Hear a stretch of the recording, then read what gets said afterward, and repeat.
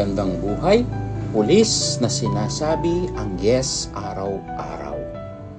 In Luke chapter 1 verse 26 to 38, Mary's yes was not just for that moment. It became a daily decision to trust God.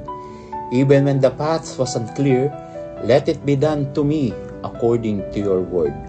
From then on, faith was no longer just a belief. It is a way of living. Ganito rin ang bokasyon ng isang pulis. Ang serbisyo ay hindi natatapos sa oath-taking.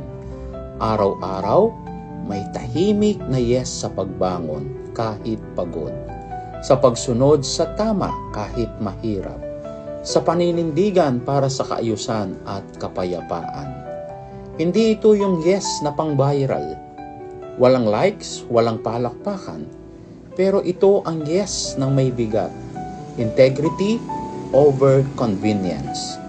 Duty over comfort. Tulad ni Maria, ang pananampalataya ay hindi lang sinasabi, ginagawa. Sa bawat duty na tapat at bawat desisyong makatarungan, ang araw-araw na yes ay nagiging ambag sa pag-asa ng komunidad. And sometimes that quiet yes is already heroic enough. Sa panghuli, maligayang Pasko, naway patuloy tayong pumili ng oo sa Diyos sa tungkulin at sa kapayapaan.